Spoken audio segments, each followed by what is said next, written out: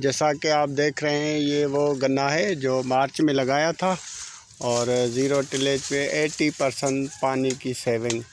तो कमर साहब आज मौजूद है हमारे साथ, इससे पूछेंगे कमर साहब इतनी फ्लड आई है और इस तरीक़ेकार ने फ्लड से फाइट की है और जो स्टिक नज़र आ रही है, तो आप क्या समझते हैं इसके रिकवरी में इजाफा होगा और ये कैसे फ्लड से बचाए? तो आम रवाजी तरीके पे या ये तरीका तो गिरोवर ऐसे ही करें। बिस्मिल्लाहिर्रहमानिर्रहीम। कायमदीन, आप जैसा कि जानते हैं कि यहाँ से 1300 से 1700 mm बारिश पड़ी है और एक mm में 1008 लीटर पर एकड़ आते हैं। सही। तो उस हिसाब से आप लगाएं कि कितने लाखों लीटर पर एकड़ पानी आया है और बाकी ज़मीनों का भी इस ज़मीन में पानी आया है। उसके बावजूद ये जो रेज बेड है ये ज़मीन को नरम करते हैं और ये वाटर कंजर्वेशन को जो है जज़ब करते हैं और उसकी वजह से इस ज़मीन में नमी है, बाकी पानी ये ज़मीन जज़ब कर चुकी है।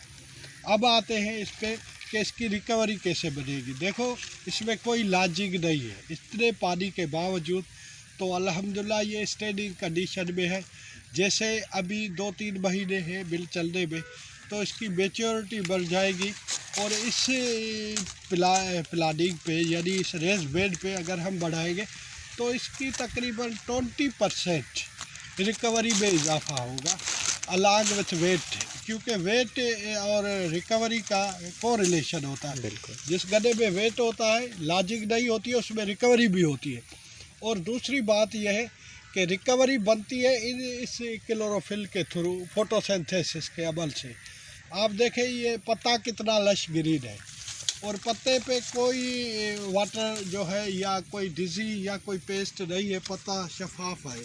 जब पत्ता साफ़ होगा तो इसका मकसद ये है कि फोटोसिंथेसिस प्रॉपर होगा। जब फोटोसिंथेसिस प्रॉपर होगा तो ये कार्बन डाइऑक्साइड लेता है, तो वो जो कार्बन है बेसिकली इस पौधे की खुराक है।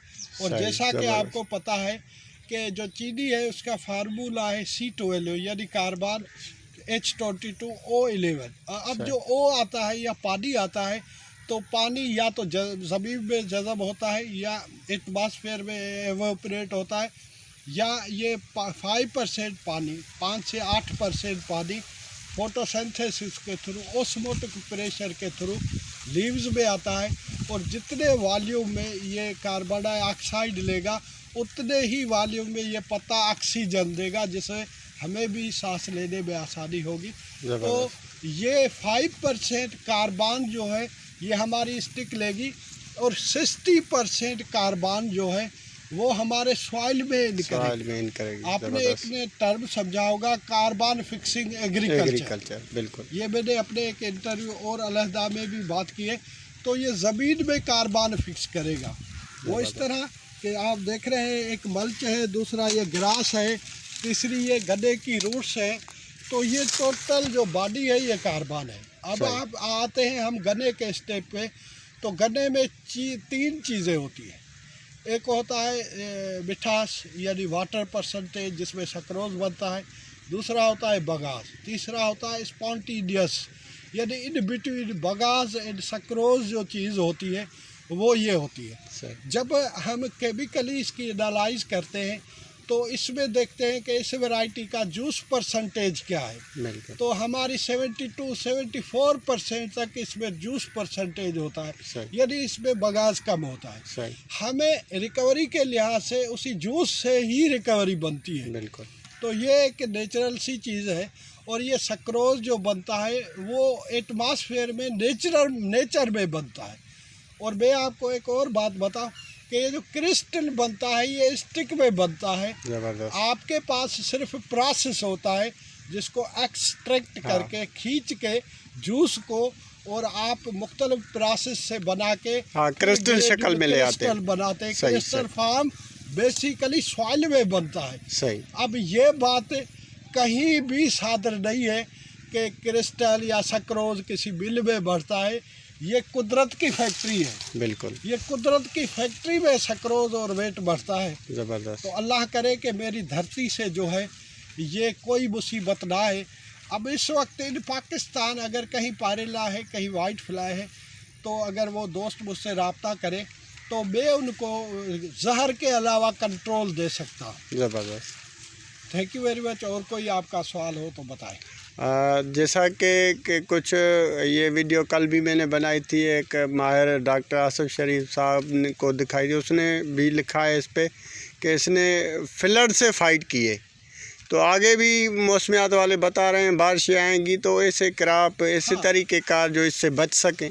हाँ, ये ह्यूज कैटास्ट्रॉफी हुई है और ये जो सिस्टम है, ये फ्लड में जो वाटर कंजर्वेशन है, तो ये हमें जब आपको पता है बारिशें नहीं होती तो इधर 50 टेम्परेचर होता है, तो उसमें एवोपरेशन ज़्यादा होती है वाटर की, तो वो वाटर कंजर्व रहेगा और इन दी फ्यूचर हमें उस पानी की ज़रूरत कम पड़ेगी जब हम मल्च करेंगे। सही कम से कम 3 से 4 इंच इसके ऊपर मल्च हो, ये ज़मीन धूप ना निकले। हाँ। तो इससे क्या होगा कि जो एवोपरेशन रेशो है वो आपका 0 हो जाएगा या 1-2% होगा। सही। जब आपका एवोपरेशन का जो एटमॉस्फेयर में पानी एवोपरेट होता है वो बंद हो जाएगा।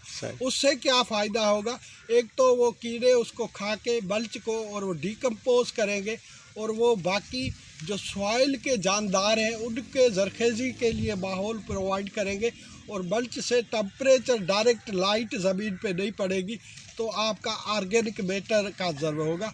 Organic matter is the life of the soil.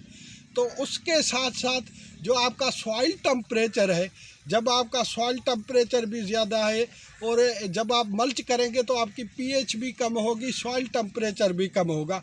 जब लोग यूरिया लगाते हैं और सॉइल टेम्परेचर ज़्यादा है, ज़मीन का टेम्परेचर पीएच ज़्यादा होने की वजह से होती है, तो पॉल्यूशन 3 किस्म की होती है। एक होती है कार्बन डाइऑक्साइड से, दूसरी मीथेन गैस से, तीसरी होती है नाइट्रिक ऑक्साइड से। जो नाइट्रिक ऑक्साइड हम नाइट्रोजन लगाते हैं तो वो पॉल्यूशन पैदा करते हैं। जब हम हल चलाते हैं, जब इस पे हल ही नहीं है, तो 10% पॉल्यूशन का हिस्सा वो हर भी गर्मी पैदा करता है। बिल्कुल। तो उससे भी हम बचेंगे। तो ये ही किसानों का मुकद्दर बदलाने के लिए बेस्ट वे है। और ये अल्लाह ताला खुश रखे उन दोस्तों को जो हमारी टीम है, यानी मैं मेंबर हूँ डॉक्टर आसिफ शरीफ का इस काम में। तो हमारी जुस्तजू ये है कि हम इसको पायदार कैसे बने और किसान गरीबों की तकदीर कैसे बदलाएं, क्योंकि आपको पता ही है कि सिंध में क्या तबाही हुई है। आने वाले वक्त में हम हर एक इंच से फूड कैसा पैदा करें। जैसे कि ऑलरेडी इस ज़मीन से 4 और फसल लिए गए हैं, ये 5वां फसल है। तो along with multi cropping is the beauty of the soil, is the beauty of ecosystem, is the beauty of environmental protection where is.